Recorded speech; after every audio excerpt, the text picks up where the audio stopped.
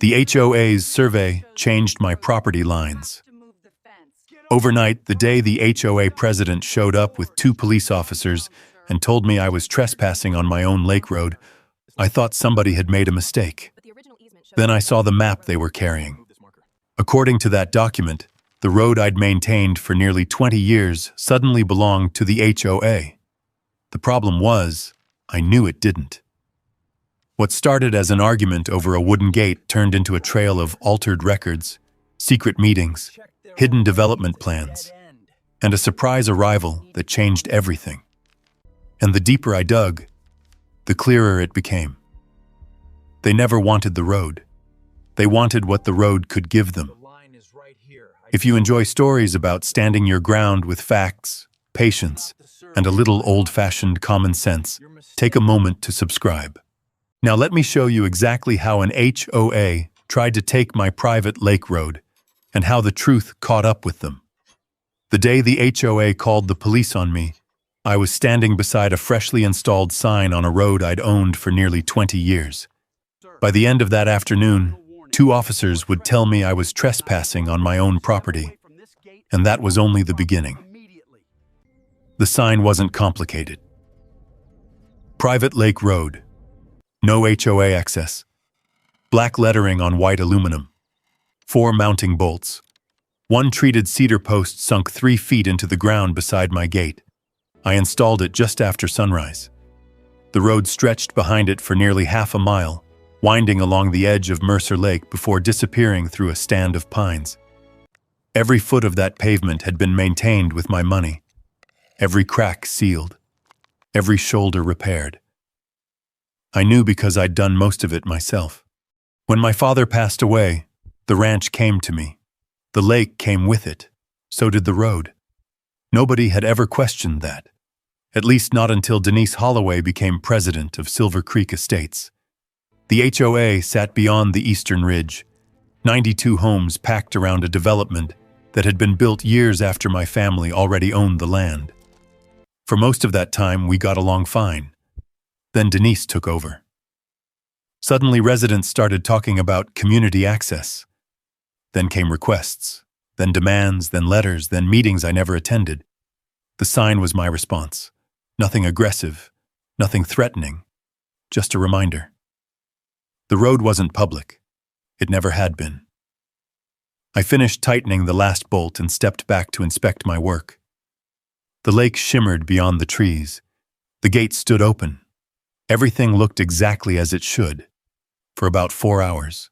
I was repairing a section of fence near the shoreline when I heard tires on gravel. Not one vehicle, several. I looked up. A Silver Creek Estates SUV rolled through the entrance first. Denise Holloway was driving. A police cruiser followed. Then another. I set my tools down. That wasn't normal.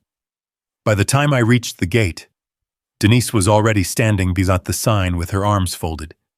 The 2 officers were studying it. Neither looked happy. Denise looked delighted. That immediately put me on edge. The older officer turned as I approached. "Mr. Mercer?" "Depends who's asking." "I'm Officer Grant. This is Officer Keller." I nodded. Neither offered a handshake. The younger officer held a folder under one arm. Denise smiled. Not a friendly smile. The kind people wear when they think they've already won. Officer Grant pointed toward the sign. "We've received a complaint regarding unauthorized restrictions on community property." I stared at him, then at Denise, then back at him. "I'm sorry," I said. "What community property?" "The access road." For a second, I honestly thought I had misheard him. "The access road?" "Yes, sir." I glanced behind me. The road stretched exactly where it always had. My road. The road my father had paved. The road I'd paid taxes on for 2 decades. Then I looked at Denise. She never stopped smiling. Something was wrong. Very wrong. "I think you've got bad information," I said. The younger officer opened the folder. "We were provided documentation." That caught my attention. Documentation. Not complaints. Not opinions. Documentation. He removed several papers and unfolded a map across the hood of the cruiser. Denise stepped closer, almost eagerly. I leaned over the map. The moment I saw it, my stomach tightened. The road was there. The lake was there. The ranch boundary was there. But something else was there too. The property line had moved, not by much, maybe 30 feet, maybe 40. Just enough. Just enough to place the road outside my ranch boundary and inside HOA-controlled land. I stared at it, then looked up. What is this? The younger officer tapped the map. Property survey. No, it isn't. His expression hardened. Sir, no. I pointed directly at the line. That's not the county survey. Denise finally spoke. The confidence in her voice was impossible to miss. The community has used this road for decades, Jack. I ignored her. The officers were still watching me. I pointed again. Who gave you this? The younger officer glanced toward Denise. That told me everything. Denise answered anyway. The HOA has records. No, I said quietly. The HOA has paper. The smile on her face flickered, just slightly. Officer Grant cleared his throat. Mr. Mercer, regardless of ownership questions, we need to address the sign. I looked at him. Address it how? We're asking that it be removed until the matter is clarified. Asking, not ordering. That word mattered. I filed it away. Years of dealing with contractors, permits, and county agencies had taught me something simple. Words matter, especially when people start making claims they can't prove. I folded my arms. I'm not removing it. Silence. The younger officer looked annoyed. Denise looked stunned. I don't think she'd expected resistance. I don't think she'd expected me to stay calm. What do you mean you're not removing it? She asked. I turned toward her. What I mean is that this road belongs to me. According to our records, I don't care about your records. The words came out sharper than I intended. The lake was silent behind us. The only sound was a flag snapping against the fence line. Officer Grant stepped between us. Let's keep this civil. I nodded immediately. No problem. Then I looked directly at the map again. The longer I studied it, the less sense it made. The road alignment was accurate. The shoreline was accurate. The contour markings were accurate. Only one thing had changed: the boundary. Someone had altered the single line that mattered most, and they had done it carefully, professionally. That realization bothered me more than the police presence, because mistakes happen. This didn't look like a mistake. It looked intentional. I looked at Denise again. This time her confidence seemed almost rehearsed, as if she'd expected this exact conversation, as if she'd been preparing for it. The thought settled heavily in my chest. Then another realization hit me. I had never shown her my property records. I had never discussed the road. I had never invited her onto the ranch. Yet somehow she arrived carrying a map that erased my ownership. That doesn't happen accidentally. Someone made it. Someone supplied it. Someone wanted the police looking at my land through somebody else's version of reality. And standing there beside my gate, staring at a road that had belonged to my family for decades, I found myself asking the first question that would eventually unravel everything. Who gave them that map? The police left 20 minutes later, not because they agreed with me, and not because Denise Holloway suddenly changed her mind. They left because they didn't have enough authority to force me to remove the sign. Officer Grant repeated that ownership disputes were civil matters. Officer Keller folded the map back into the folder. Denise said nothing as she climbed into her SUV, but before she closed the door, she looked directly at me. There was no anger in her expression. That would have been easier to understand. What I saw instead was confidence. The kind of confidence people have when they believe the next move already belongs to them. Then she drove away. I stood at the gate for a long time after the vehicles disappeared. The sign was still standing. The road was still mine. Yet somehow I felt like I'd already lost something. Not land, certainty. Because somebody had put an altered property map in front of 2 police officers, and that meant somebody was willing to manufacture evidence. The next morning, I drove straight to the county records office. I didn't call a lawyer. I didn't call the sheriff. I wanted facts first.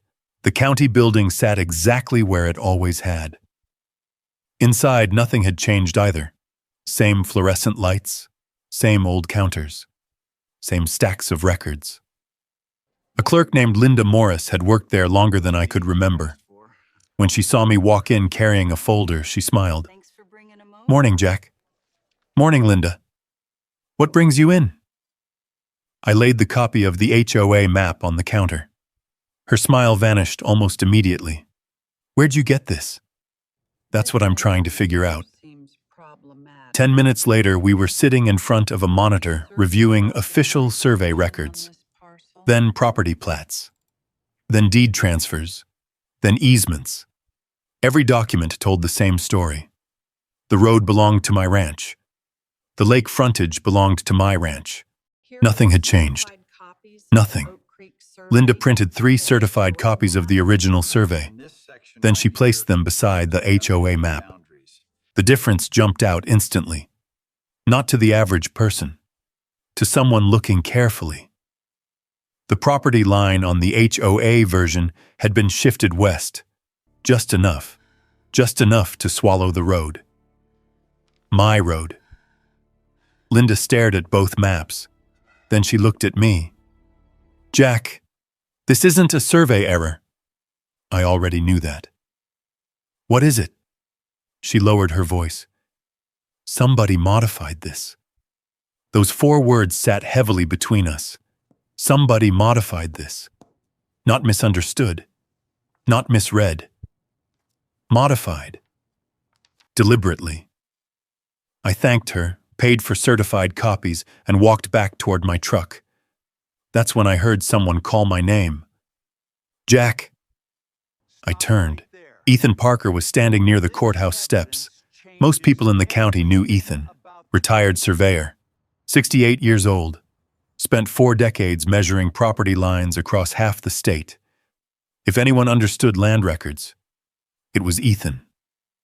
He nodded toward the folder under my arm. "Looks like you've been having a rough week." I laughed once. News travels fast. Especially when Denise Holloway is involved. That got my attention. Ethan studied my face. Then he asked a question. "She show you the map yet?" For a second, I didn't answer. Then I slowly held up the folder. His expression darkened. "You've seen it." "I've seen versions of it." Versions, plural. The word hit me hard. "What do you mean, versions?" Ethan looked around before speaking. "I mean, this isn't the first time I've heard about altered boundary maps coming out of Silver Creek." The air suddenly felt heavier. "What exactly are you saying?" He hesitated, long enough to make me nervous. Then he pointed toward the folder. "I'm saying whoever made that knew exactly what they were doing." I stared at him. "Can you prove it?" "No." "Then why tell me?" Ethan looked directly at me. "Because I spent 30 years surveying property." His voice lowered. "And because nobody moves a boundary line that precisely by accident." That answer bothered me more than anything I'd heard so far. Because Ethan wasn't guessing. He was recognizing a pattern, and patterns meant history. Meaning Denise's map might not be the first, maybe not even close. I drove home with certified records sitting on the passenger seat. The entire trip I kept replaying the same thought. If the map was fake, somebody created it. If somebody created it, they had a reason. And if they had a reason, this wasn't about my sign, or my road, or even the police. Those were just tools. By late afternoon, I spread every document across my kitchen table. The certified survey, the deed, the tax records, the HOA map. One by one, I compared them. And then I noticed something I hadn't seen before. A small notation in the lower corner of the HOA map. Tiny, almost hidden. Prepared for Silver Creek Estates Infrastructure Review Committee. I had never heard of that committee, but I knew one thing immediately. Maps don't create themselves. Someone commissioned it. Someone approved it. Someone paid for it. And whoever that person was sat much closer to this story than Denise had admitted. I looked out the window toward the lake road. The sign still stood beside the gate. The road still belonged to me, but now I knew something I hadn't known yesterday. The fight wasn't about whether I owned the road. The county records had already answered that. The real question was why somebody was working so hard to pretend I didn't. And the deeper I dug into that question, the more convinced I became that the road itself wasn't the true target. It was only the beginning. 3 days later, someone tore down my sign. I discovered it just after sunrise. The aluminum panel was lying face down in a ditch 20 yards from the gate. One corner had been bent. The mounting bolts were gone. At first, I thought it was vandalism. Then I noticed the replacement. A brand new sign had been installed exactly where mine had stood. Silver Creek Community Lake Access, the HOA logo sat beneath the words. I stared at it for several seconds. Then I laughed. Not because it was funny, because it was unbelievable. Somebody hadn't simply removed my sign. They'd replaced it. That meant planning, permission from someone, and enough confidence to plant HOA property markers on land they didn't own. I took photographs from every angle. Then I removed the sign. Carefully. I didn't damage it. I loaded it into my truck and drove it straight to my barn. Evidence. That was the first thing I thought. Not revenge. Not confrontation. Evidence. By noon, Denise Holloway was standing at my gate again. This time, she wasn't alone. 4 HOA residents stood behind her. 2 golf carts were parked beside the road. Several phones were already recording. Denise pointed toward the empty post. "You removed community property." I folded my arms. "No. I removed a sign someone illegally placed on my land." One of the residents shook his head. "People have used this road forever." That argument again. I was already tired of hearing it. "People use grocery stores forever too," I said. "Doesn't mean they own them." A few faces tightened. Denise stepped forward. "The community has rights." "Show me the easement." Silence. I expected that. "Show me the deed." More silence. Denise changed tactics immediately. "The HOA board voted." I almost smiled. There it was. The problem. People like Denise eventually start believing a vote can replace ownership. It can't. The law doesn't work that way. "You can vote to paint the clubhouse," I said. "You can't vote yourselves onto my property." For the first time, irritation flashed across her face. Good. That meant she was losing control of the conversation. One of the residents lifted his phone. "Are you denying access to the lake?" That question was designed to sound bad. I answered carefully. "I'm denying unauthorized use of private property." That sounded much different, because it was. The confrontation ended with threats. Not legal threats. The vague kind. Community action. Board review. Further steps. The sort of language people use when they don't actually have documents. By evening, they were gone. I thought things might calm down. I was wrong. The next weekend brought boats, not one. 5. Pickup trucks towing trailers rolled down the access road like they owned it. Families unloaded coolers. Teenagers parked beside my fence. Someone even dragged a portable grill onto the shoreline. When I approached them, most claimed the HOA had granted permission. That caught my attention immediately.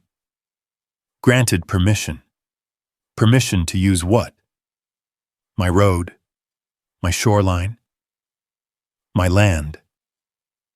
I spent the rest of the day documenting license plates and taking photographs. The more evidence I collected, the worse it looked. This wasn't random behavior anymore. People genuinely believed the HOA controlled access, meaning somebody had been telling them exactly that. That night I installed cameras. Not one. 6. 2 at the gate, 1 overlooking the road, 1 near the shoreline, 2 covering the fence line. By midnight, motion alerts were already appearing on my phone. People walking the road, golf carts stopping near the gate, residents taking pictures of the property. Most turned around quickly. 1 didn't. At 12:43 a.m., a man stepped out of a golf cart carrying a shovel. He walked directly toward the signpost. The camera caught everything. The man dug around the base of the post for nearly 10 minutes. Then he stopped, looked around, and left. The next morning, I reviewed the footage 3 times. Who brings a shovel to a signpost after midnight? That question bothered me, but another detail bothered me more. The man never looked confused. He never searched. He walked directly to that location, as if he expected something to be there, or underneath it. I saved the footage, then backed it up. For the first time since Denise arrived with the police, a feeling settled into my gut that I couldn't shake. This wasn't simply an HOA dispute anymore. Too many people were involved. Too many strange things were happening. The altered map, the fake sign, the organized use of the road, the midnight visitor with a shovel. None of it felt accidental. None of it felt spontaneous. It felt coordinated. That afternoon, I drove past Silver Creek Estates on my way into town. A large banner hung near the entrance. Lake Access Improvement Meeting Community Future Discussion. I slowed down, just enough to read the smaller print, hosted by HOA President Denise Holloway. Community future. Interesting phrase, especially when the future apparently depended on land that didn't belong to them. I continued driving, but the banner stayed in my mind, because suddenly it felt like everyone in Silver Creek was talking about the road, except nobody seemed willing to explain why. And 3 nights later, one of my cameras finally captured the answer, or at least the first piece of it. At 11:17 p.m., 2 figures appeared on the road carrying rolled blueprints. One of them was Denise Holloway. The camera angle wasn't perfect, but it didn't need to be. I'd watched Denise stand at my gate enough times to recognize her immediately. The second person was a man I'd never seen before. Tall, expensive jacket, confident posture. Not the kind of person who wandered around private ranch roads after dark. I sat at my kitchen table and pulled the footage onto a larger monitor. The 2 figures moved slowly down the access road toward the lake. They weren't sightseeing. They weren't taking a walk. They were inspecting something. Every few yards they stopped and pointed. The man unrolled one of the blueprints. Denise shined a flashlight across the page. Then they continued toward the shoreline. My stomach tightened. Nobody studies property boundaries at midnight unless they don't want attention. The footage continued. At the edge of the lake, they stopped near an old boat launch my father had built decades earlier. The man pointed toward the water, then toward the road, then back toward the blueprint. For several minutes they talked. The camera couldn't catch everything, but it caught enough. The stranger pointed toward the road and said, If access is secured, everything else falls into place. Denise nodded. Then she answered with a sentence I replayed 5 times. Phase 2 becomes easy. Phase 2. I leaned closer to the screen. The man pointed across the shoreline. My shoreline. Investors will want guarantees. Denise crossed her arms. They'll have them. Investors. The word immediately stood out. Investors don't care about neighborhood walking trails. Investors care about money. The conversation continued. The stranger unfolded a second document. This one looked larger. Engineering drawings, site plans, something professional. Then he said the sentence that changed everything. Once the road issue is settled, the marina project becomes easy. I froze. Marina project. For a second, I wondered if I'd heard him correctly. I backed the footage up, played it again. Same words. Marina project. The road issue. Phase 2. Investors. Suddenly, every strange thing from the past month started connecting. The altered map, the fake HOA sign, the community access campaign, the pressure from Denise. The road wasn't the destination, it was the doorway. I watched the rest of the recording. For another 10 minutes, they walked the shoreline discussing measurements and access points. Then they left. I barely slept that night. Not because I was scared, because my brain wouldn't stop working. By sunrise, I had watched the footage 12 times. The same conclusion kept appearing. This wasn't an HOA dispute anymore. This was a development project, and somebody wanted my road badly enough to manufacture ownership claims. That morning, I called Ethan Parker. He answered on the second ring. You sound like you haven't slept. I haven't. I explained the footage, the blueprints, the investors, the marina.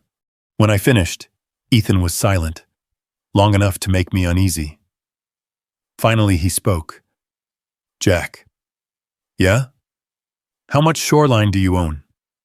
Nearly all of the western side. Another pause.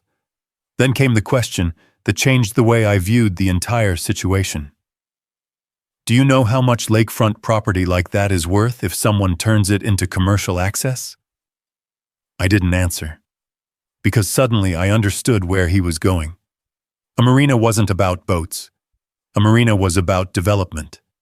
Restaurants, rental slips, events, tourism, revenue, money. A lot of money. Ethan exhaled slowly. I think Denise is playing a much bigger game than anyone realizes. After we hung up, I drove into town, not to confront anyone, to learn. I spent most of the afternoon researching business filings and development applications. Nothing obvious appeared. No marina permits, no public proposals, no zoning requests. If a project existed, somebody was keeping it quiet.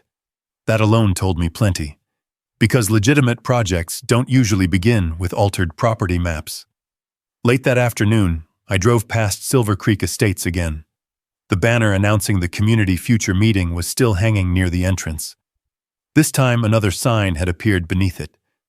Expanding opportunities for lake access.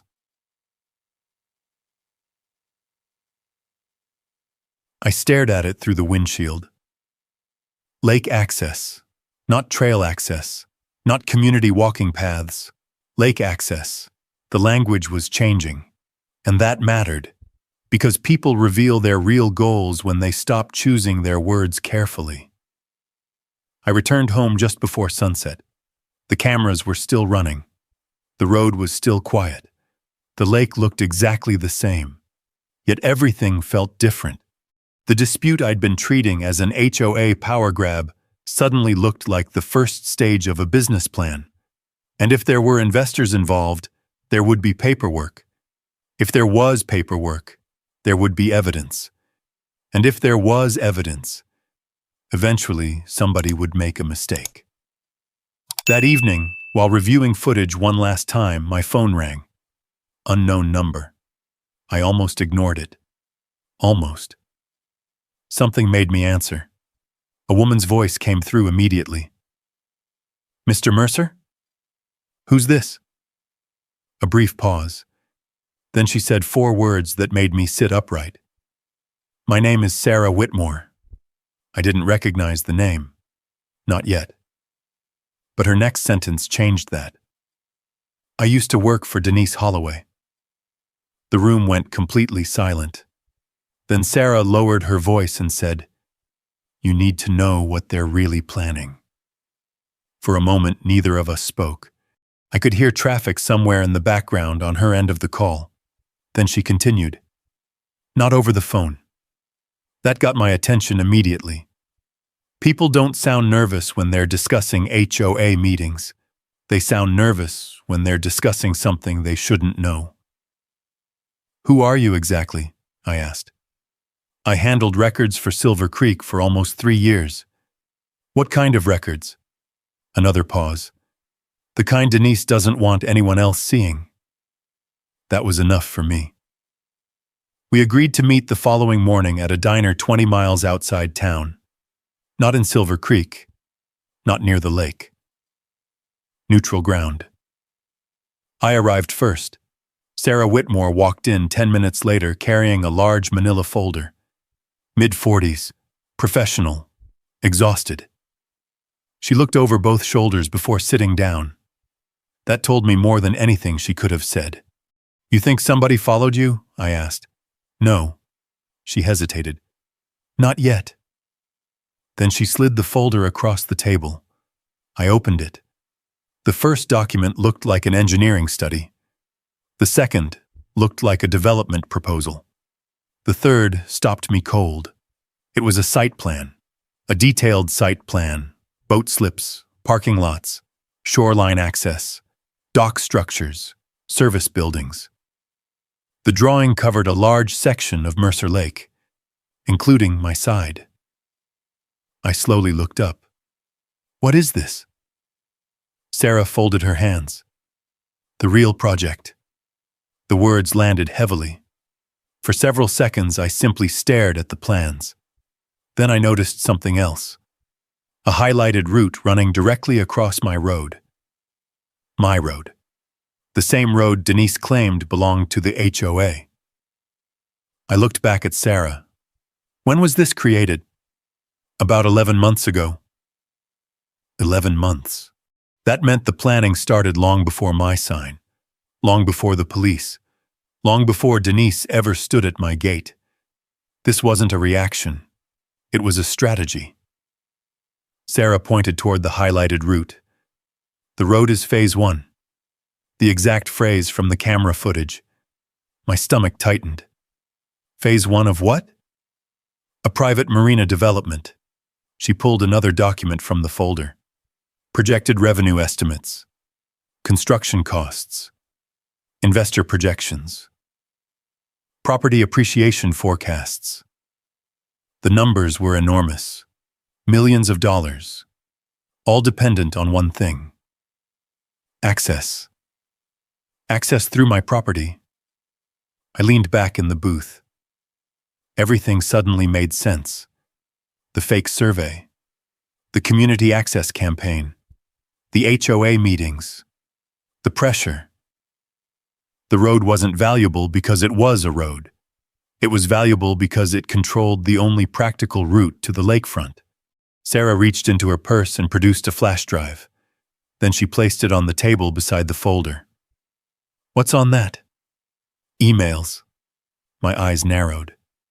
"Whose emails?" "Board members, consultants, investors." That word again. Investors. Sarah took a breath. "There are meeting minutes, too." I picked up the drive. "Why are you giving me this?" For the first time, her confidence cracked. "My father lost land this way." I didn't interrupt. She stared at the coffee cup in front of her. "They start small." Her voice was quiet.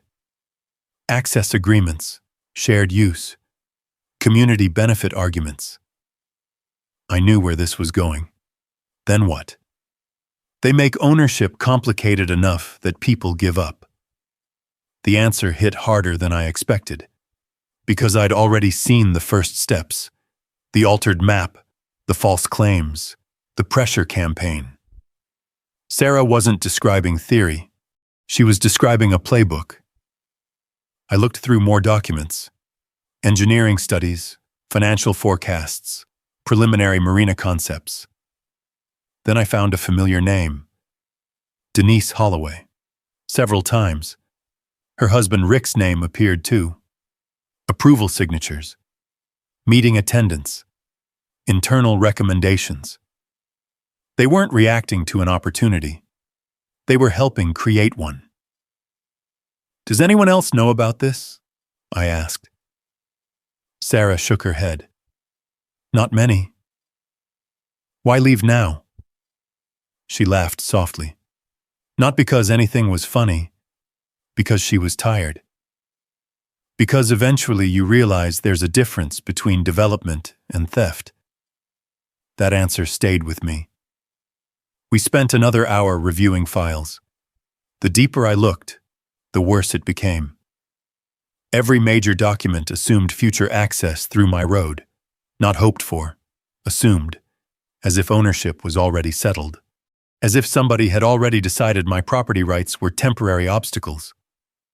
When the meeting finally ended, Sarah stood first. Then she looked directly at me. Be careful. I nodded. I appreciate the warning. No. She shook her head. You don't understand. Her voice dropped lower.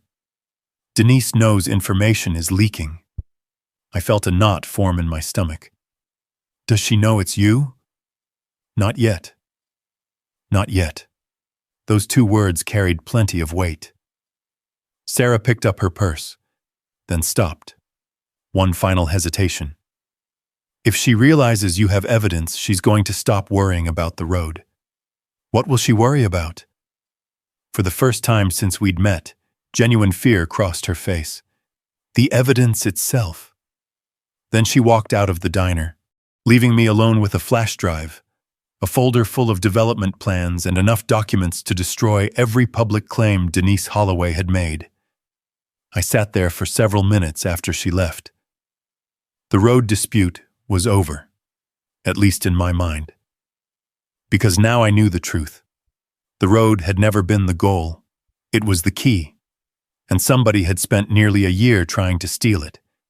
The only question now was what Denise would do once she realized her secret wasn't secret anymore. I got my answer sooner than expected. 3 days later, Denise called the police again. Only this time she planned to do it in front of an audience. I learned about it from a flyer. One had been taped to a post near the entrance of Silver Creek Estates. Another appeared on a community bulletin board in town.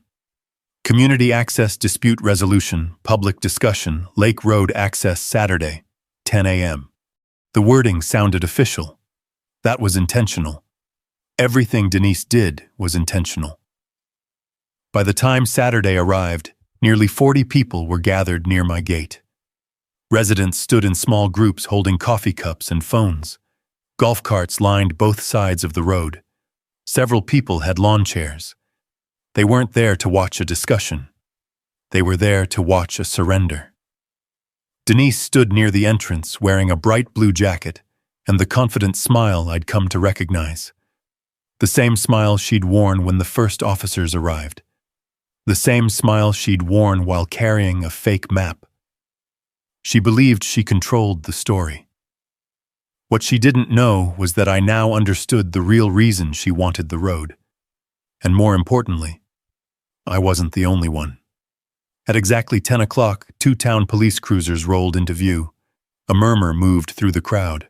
Several residents immediately began recording. Denise's smile widened. Officer Grant stepped out first. Officer Keller followed.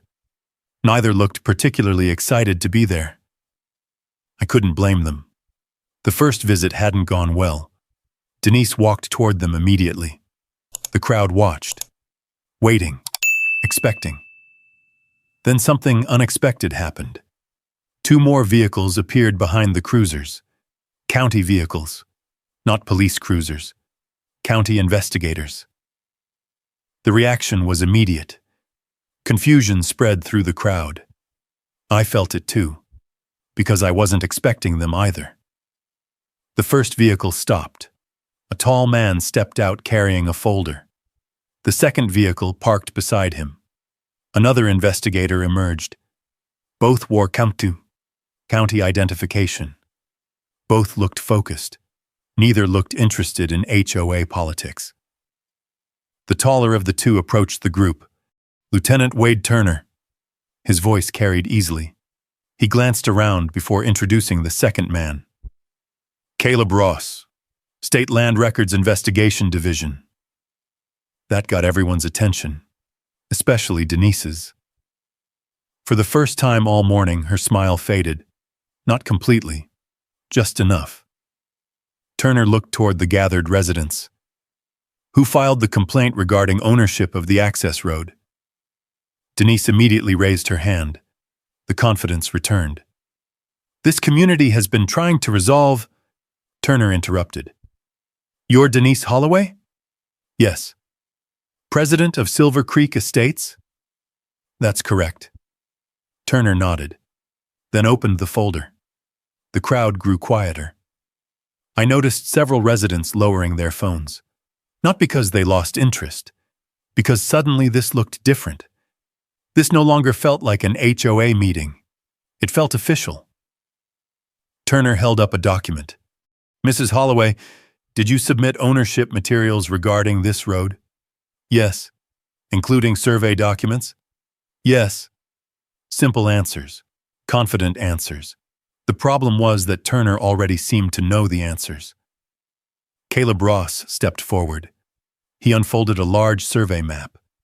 Not Denise's map. The county survey. The certified one. I recognized it instantly. Ross placed it on the hood of a vehicle. Then he placed a second map beside it. Denise's version. The altered one. People moved closer. Residents began comparing them. Whispers started. Turner pointed to the boundary line. Can you explain this discrepancy? Denise hesitated. Just briefly. But I noticed. Everyone noticed.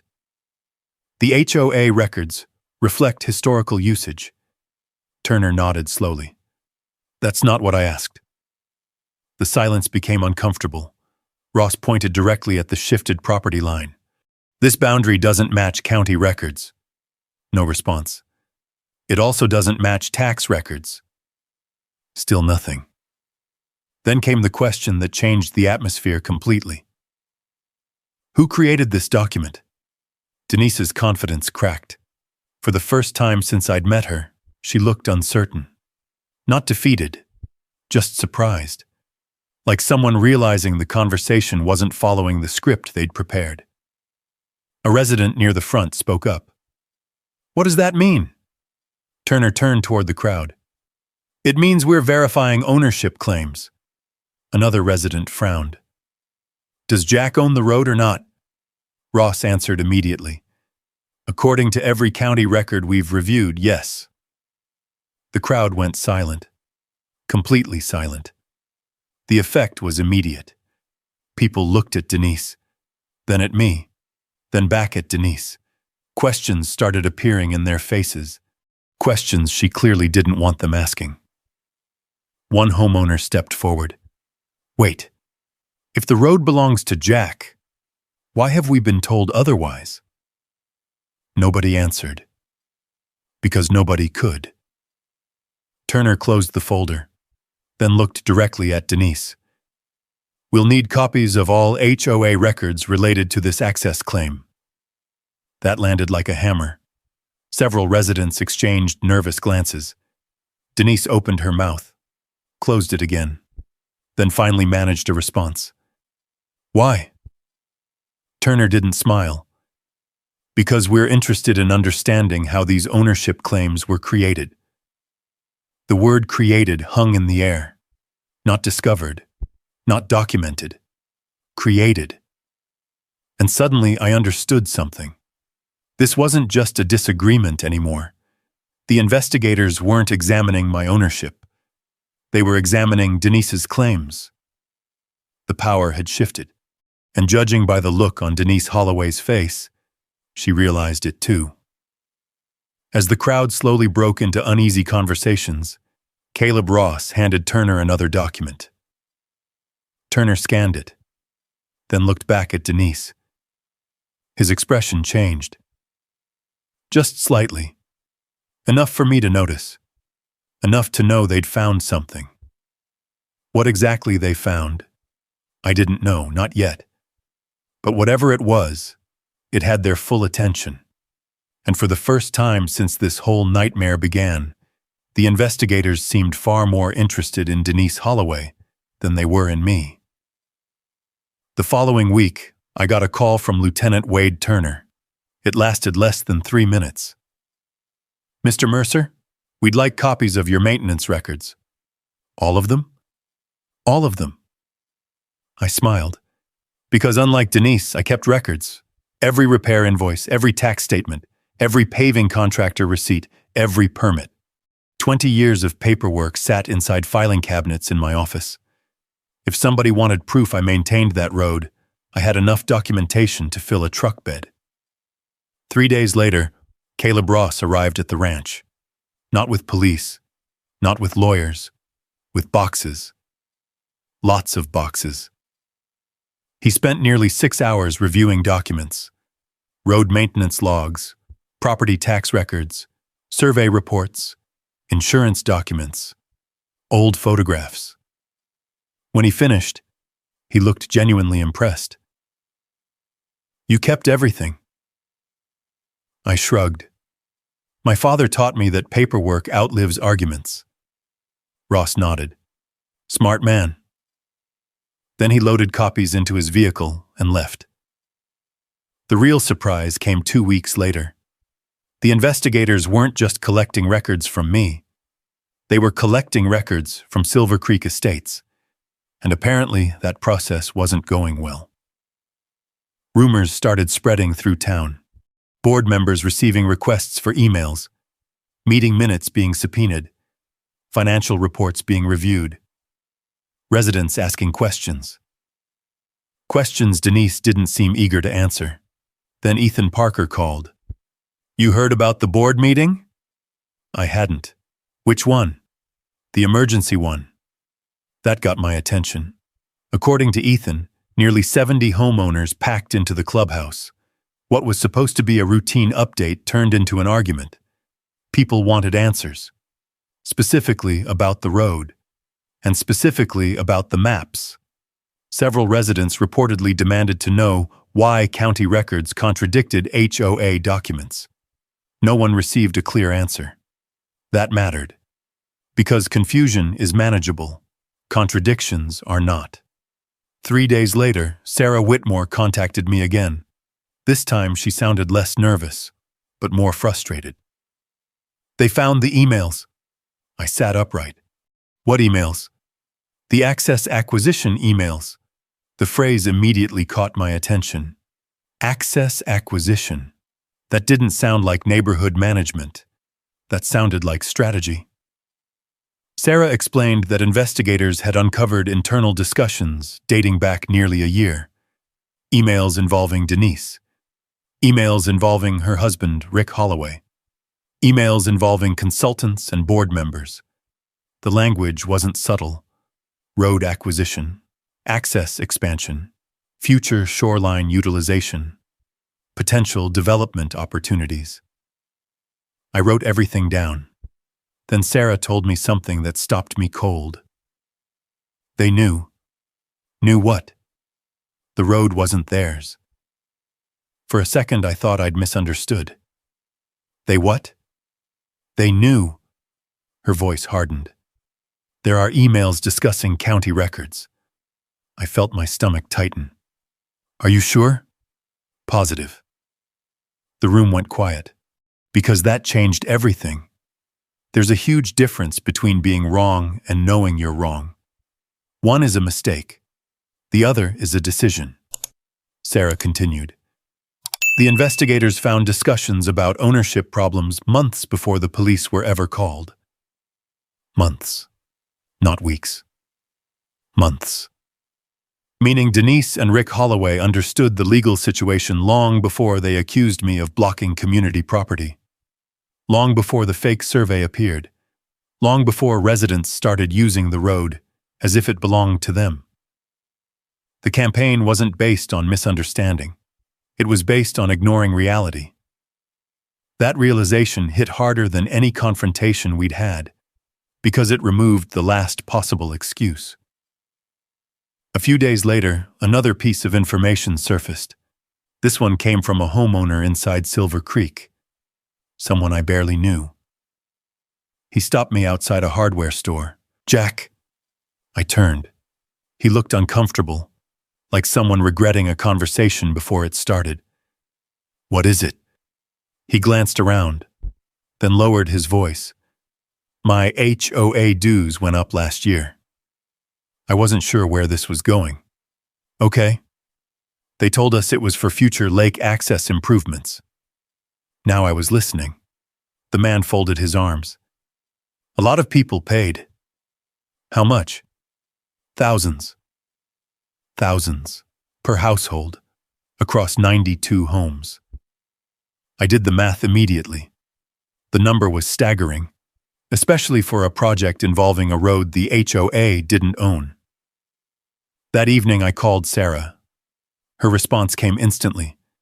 They found those records too. My pulse quickened. What records? Special assessment collections. The words landed heavily, because now we weren't talking about maps, or signs, or access disputes. We were talking about money.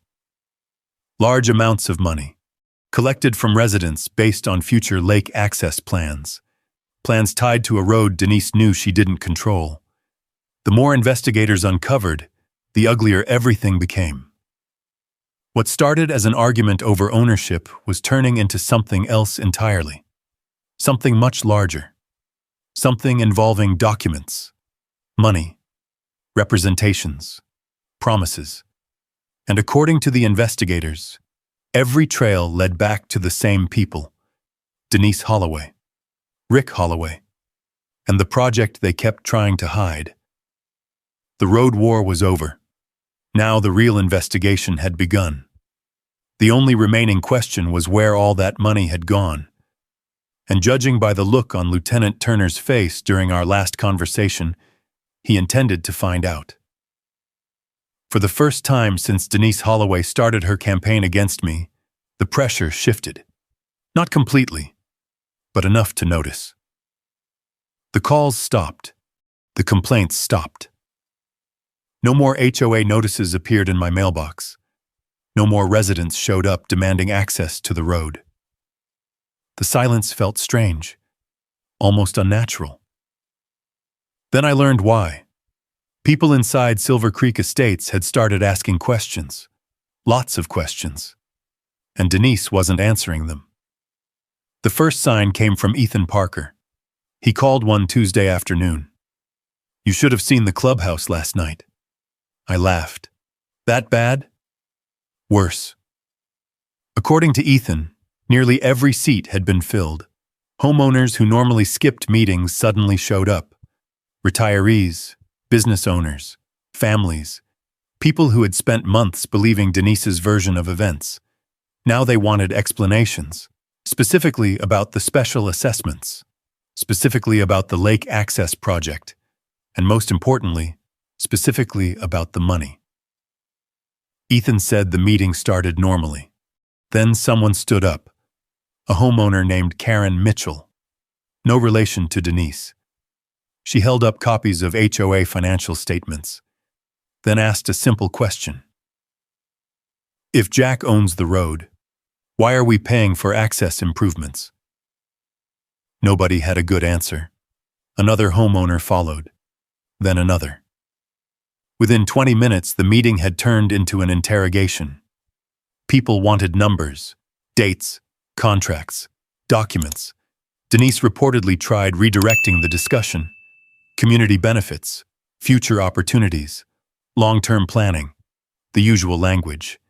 It didn't work. Because once people start asking for receipts, speeches lose their power. 2 days later, another board member resigned. Then another. Officially, both cited personal reasons. Nobody believed that. Especially after investigators started requesting interviews. The pressure wasn't coming from me anymore.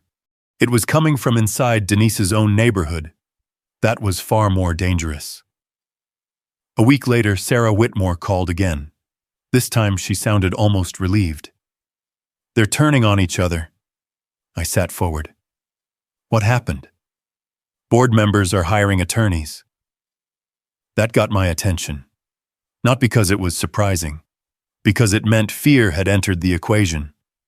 Fear changes everything.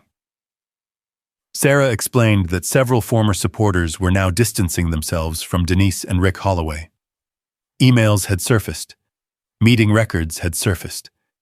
And every new document raised more questions than answers. Then she told me something that surprised even her. The HOA attorney is backing away. Backing away how?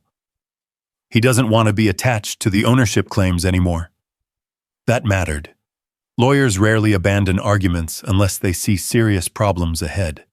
And apparently, the ownership argument had become radioactive. The next major crack appeared when one of the investors pulled out. I learned that from Caleb Ross. He stopped by the ranch to collect additional documents and mentioned it casually. One of the development groups withdrew. I looked up immediately. Why? He shrugged. Investors don't like uncertainty. That was the polite version. The real version was obvious. Nobody wants to invest millions in a project built on a road somebody else owns, especially when investigators are reviewing how ownership claims were created. Ross didn't say much else. He never did. But before leaving, he gave me a piece of information that stayed with me. People are talking now. That was all. People are talking now. The significance wasn't lost on me, because every major scheme eventually reaches the same point. The point where protecting yourself becomes more important than protecting everyone else. That's when stories change. That's when alliances break. That's when secrets start moving. 3 weeks later, the consequences became visible. A local newspaper published a story about the investigation. Not my name. Not the road. The investigation. Questions regarding HOA financial practices. Questions regarding development planning. Questions regarding disputed ownership documents. The article spread quickly. Silver Creek residents were furious. Some demanded refunds. Others demanded elections. A few demanded Denise resign immediately. For months, she'd controlled the narrative. Now she couldn't even control the questions. Then came the phone call. Lieutenant Turner. His voice sounded calmer than usual, which worried me, because calm investigators are often the ones who have found something important. We recovered another document. I leaned back. What kind of document? There was a pause. A financial proposal. That immediately got my attention. What does it say? Not much over the phone. Another pause. Then he added something else. Something that made my stomach tighten. But it explains why they wanted your road. The room went quiet. Because until that moment I'd known the road was important. Now it sounded like the road was essential. A completely different thing. I looked out the window toward the lake. Toward the shoreline. Toward the road that had somehow triggered all of this. Then I asked the obvious question. How important? Turner exhaled slowly. Important enough that without it, the entire project dies. And just like that, I knew the biggest secret hadn't surfaced yet. But it was coming. And when it did, everything Denise Holloway had built was going to collapse with it.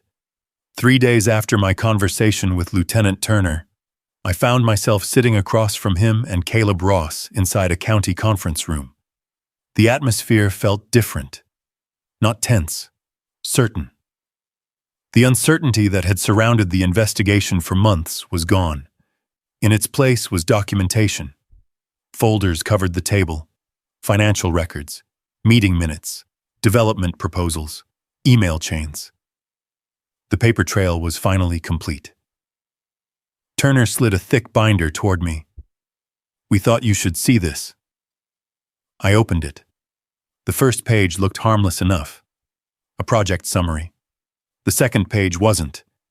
Projected marina revenue, estimated annual occupancy, boat slip rentals, restaurant concessions, tourism partnerships. I turned another page, then another. Every document pointed toward the same thing. Money. Lots of it. Then I reached a site map. My stomach tightened immediately. The proposed marina sat on the eastern edge of Mercer Lake. The parking area connected directly to a widened version of my road. Not an alternate road. Not a future road. My road. Ross pointed to the map. "Without that access point, the project doesn't work." I looked up. "What do you mean?" "The terrain blocks every other route." He unfolded another engineering report. Steep grades, protected wetlands, federal permitting concerns, utility limitations. Every alternative route carried enormous costs. One route didn't. Mine. For months, Denise had talked about community access. She'd talked about fairness, neighborhood traditions, shared use, every speech, every complaint, every confrontation. Now I was staring at the real objective, a multi-million-dollar development project that depended entirely on property she didn't own.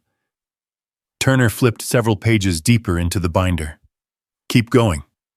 I did. The next section contained investor communications. That was where things became ugly. One email in particular caught my eye. The sender was a consultant hired by the development group. The recipient list included Denise Holloway, Rick Holloway, several investors. The subject line read, "Access Acquisition Strategy." I read the message once, then again. The key sentence sat near the bottom. "Secure roadway control before investor commitment." My pulse quickened. Ross slid another email toward me. This one was worse. "If direct acquisition fails, pursue community access narrative." I stared at the page. The wording was almost identical to everything Denise had been saying publicly for months. Community access. The phrase wasn't organic. It wasn't a neighborhood concern. It was marketing language, a strategy, a script. Turner nodded toward the email. "Now you know where it came from." For a moment, nobody spoke. The silence felt heavier than any argument we'd had.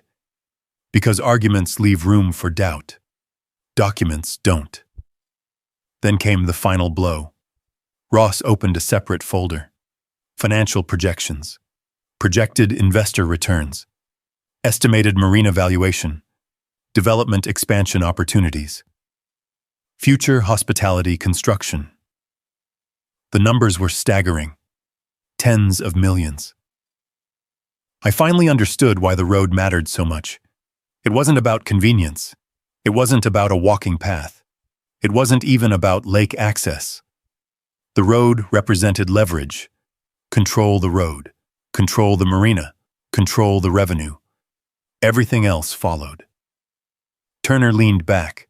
The investors were told roadway access was achievable.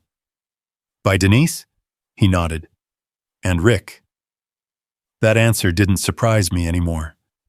The evidence had become overwhelming.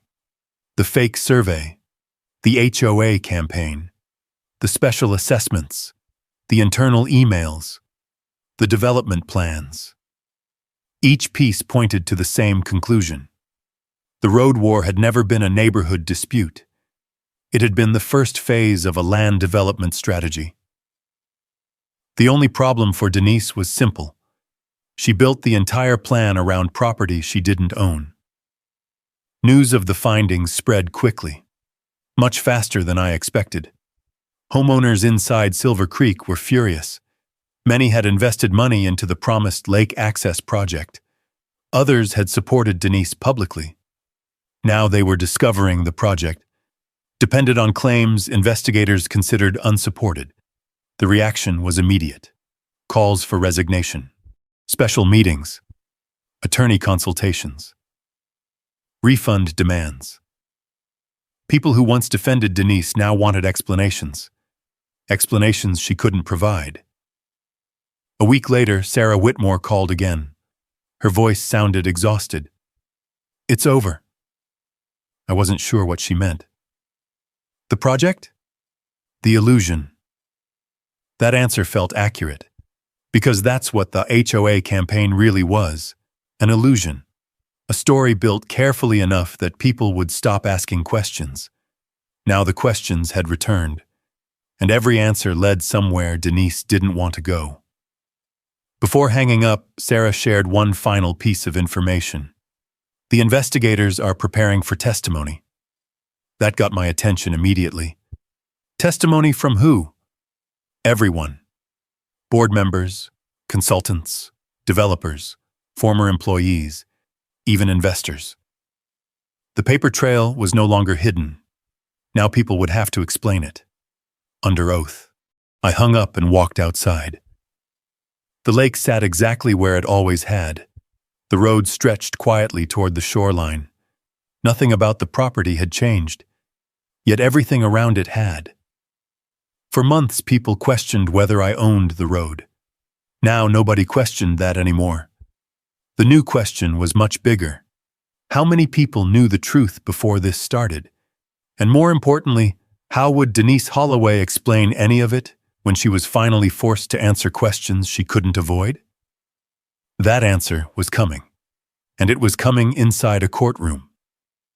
The hearing took place nearly 4 months after Denise Holloway first arrived at my gate with a police escort and a map that claimed my road belonged to somebody else. By then, the story had grown far beyond an HOA dispute. The courtroom was packed. Homeowners from Silver Creek Estates filled several rows. Reporters occupied the back. Former board members sat together looking uncomfortable. Even some of the investors showed up. Nobody was there because they cared about a road. They were there because they wanted to see how a community access dispute had turned into an investigation involving altered records, financial assessments, and a failed development project. Denise arrived with 2 attorneys.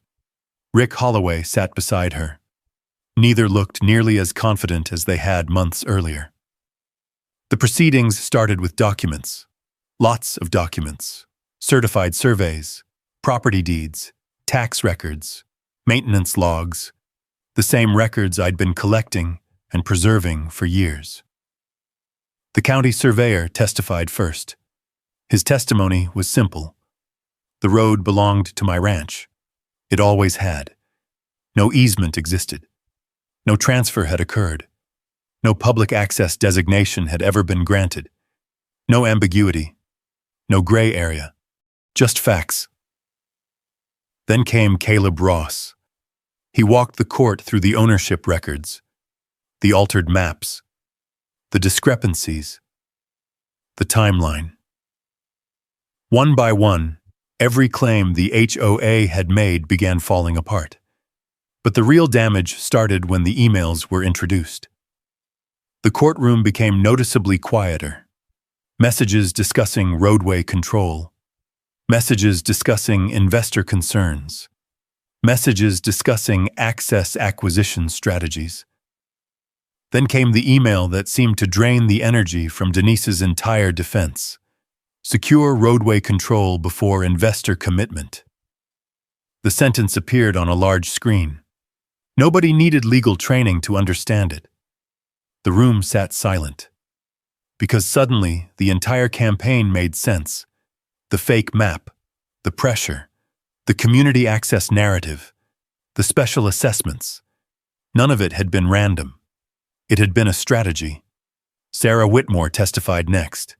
She explained the internal planning, the development meetings, the marina proposal, the repeated discussions about securing access to the lake.